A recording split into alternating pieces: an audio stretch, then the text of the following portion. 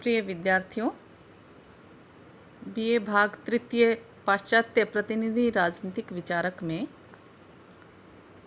प्लेटो ने दार्शनिक राजा के शासन के बारे में अपने विस्तार पूर्वक विचार व्यक्त किए हैं। जैसा कि मैंने पूर्व में भी बताया था आप लोगों को, रिपब्लिक एक ऐसा ग्रंथ है जो कल्पनाओं पर आधारित है और उसमें प्लेटो ने एक आदर्श राज्य की कल्पना की थी। उसी आदर्श राज्य की प्राप्ति के लिए या उस सपने को साकार करने के लिए, उस कल्पना को साकार रूप देने के लिए प्लेटो ने अपने ग्रंथ रिपब्लिक में कई तरह के सिद्धांत दिए। आदर्श राज्य वो राज्य जिसमें दार्शनिक राजा का शासन होगा। और जैसा कि फोस्टर ने कहा है, प्लेटो के संपूर्ण राजनीतिक दर्शन में सर्वाधिक मौलिक धारणा दार्शनिक राजाओं का शासन है।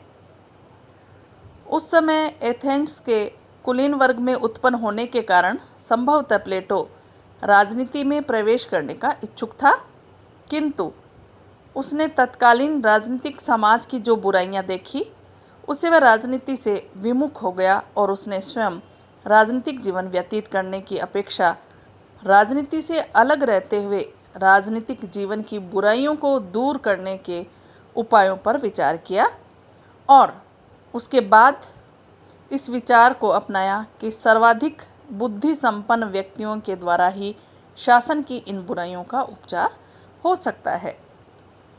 तो प्लेटो आदर्श राज्य में सबसे ऊपर स्थान दार्शनिक शासक को देता है।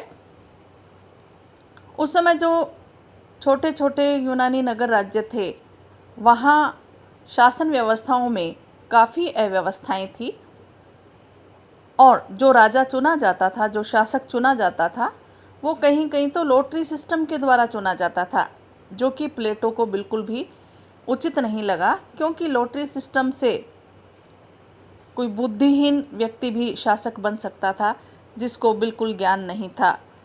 और शासन की बागडोर एक ऐसे व्यक्ति के हाथ में होनी चाहिए, ऐसा प्लेटो का मानना था, जो बुद्धिमान हो और जिसको सारा ज्ञान हो और जो अपने आदर्श राज्य को व्यवस्थित रूप से चला सके।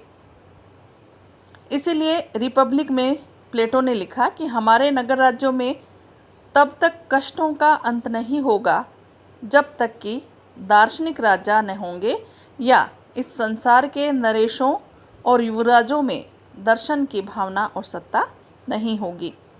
इस संबंध में प्लेटो की विचारधारा सुकरात के इस विश्वास पर आधारित है कि दर्शन ही आत्मा के देखभाल की कला है। हालांकि प्लेटो सामान्यतः एक दार्शनिक राजा का शासन स्थापित करने के पक्ष में है, किंतु उसका विचार है कि यदि किसी राज्य में दार्शनिक राजा के समान ही शिक्षा, चरित्र की श्रेष्ठता और दूरदर्शिता से उत्पन्न व्यक्ति हो, तो वह दार्शनिक राजा को इनके साथ मिलकर शासन का संचालन करना चाहिए। यानी प्लेटो ये मानते थे कि दार्शनिक राजा उस आदर्श राज्य का मुखिया होगा जिसके हाथ में शासन की बागडोर होगी, लेकिन अकेला व्यक्ति शासन नहीं कर सकता।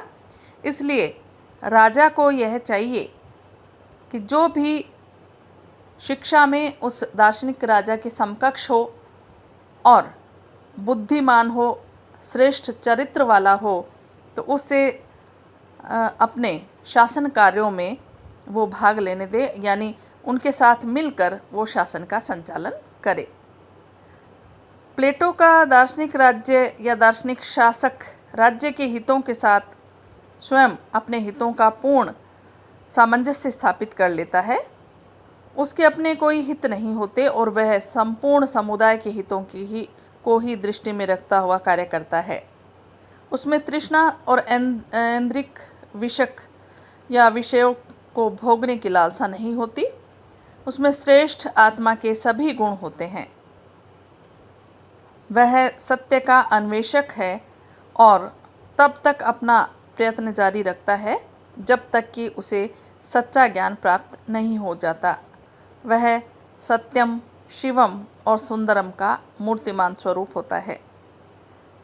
प्लेटो का दार्शनिक शासक और उसकी निरंकुशता उसकी आधारभूत मान्यताओं का स्वाभाविक और न्यायसंगत परिणाम है। यदि हम उसकी इन मान्यताओं को मान लें कि ज्ञान और धर्म पर्यायवाची शब्द हैं, या दूसरा वास्तविक अथवा वैज्ञानिक ज्ञान तथा कोरा विश्वास या मत अलग अलग चीज़ें हैं और प्रथम द्वितीय से श्रेष्ठ है, तो रिपब्लिक का सारा भवन जिसके शिखर पर एक निरंकुश और स्वेच्छाचारी शासक स्थित है, हमें पूर्णतया तर्कपूर्ण और न्यायसंगत प्रतीत होगा। चीनी दार्शनिक कन्फ्यूशियस की भांति प्लेटो की भी धारणा थी कि दार्शनिक राजा के शासन में कानून की कोई आवश्यकता नहीं होती है। और प्लेटो ने भी कहा था रिपब्लिक में तो कि कानून के विशेषज्ञों और चिकित्सकों की कोई आवश्यकता नहीं होती आदर्श राज्य में। कन्फ्यूशियस ने भी लिखा कि जहाँ राजा सद्गुणी है वहाँ कानून अनावश्यक है और जहाँ राजा सद्गुणी नहीं है वहाँ कानून निरर्थक है। तो विशुद्ध और निरपेक्ष तत्व ज्ञान को आप लिखित कानून के अधीन नहीं कर सकते या नहीं किया जा सकता, जो परंपरागत होने के कारण सदा सापेक्षिक होता है और जिसका औचित्य कभी भी असंदिग्ध नहीं हो सकता। बार्कर ने भी उचित कहा कि दार्शनिक राजा प्लेटोवादी राज्य रचना की समस्त पद्धति का न्याय संगत परिणाम है, वह कोई बाहर से थोपी हुई चीज नहीं है। यानी प्लेटो के मौलिक विचार हैं दार्शनिक शासक के बारे में। और प्लेटो ने जो दार्शनिकों के शासक की विशेषता बताई है वो ये कि दार्शनिक शासक या शासकों को शासन करने की पूर्ण शक्ति प्राप्त है। वे कानून, परंपरा या जनमत के अधीन नहीं है, लेकिन दार्शनिक शासक की यह निरंकुशता असीमित नहीं है। वह संविधान के मूल प्रबंधों से स्वतंत्र नहीं है।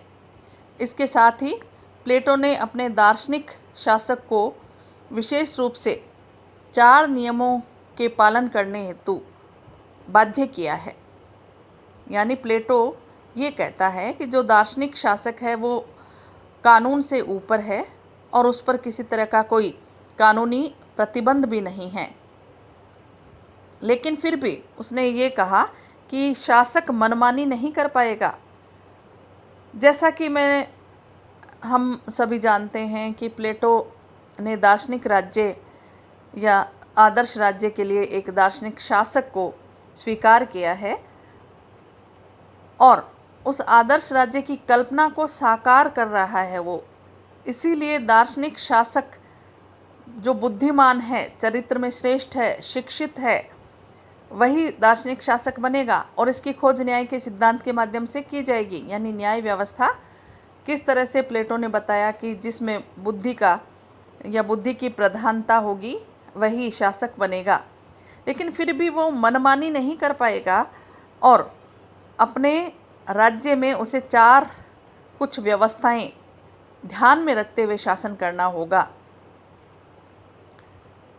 पहली बात, प्लेटो ये कहते हैं कि दार्शनिक शासक को इस बात का ध्यान रखना चाहिए कि राज्य में धन और संपत्ति की असमानताएं बहुत अधिक विषम न हो जाए, क्योंकि इससे अनेक प्रकार की बुराइयां उत्पन्न हो सकती है। यानी राजा को यह ध्यान रखना चाहिए कि उसके राज्य में आर्थिक असमानता की खाई बहुत ज़्यादा चौड़ी ना हो। यानी ऐसा नहीं हो कि कुछ लोग बहुत ज़्यादा धनवान हो और दूसरी तरफ ऐसे लोग हों जिनको खाने को रोटी भी ना हो। तो आर्थिक असमानता बहुत अधिक नहीं होनी चाहिए और ये बात उसको ध्यान में रखना अत्यंत आवश्यक है। दूसरी बात, दार्शनिक शासक के लिए प्लेटो ने जो बताई वो है कि दार्शनिक शासक के द्वारा राज्य का आकार इतना ही बनाए रखा जाना चाहिए कि राज्य की एकता और आत्मनिर्भरता बनी रहे।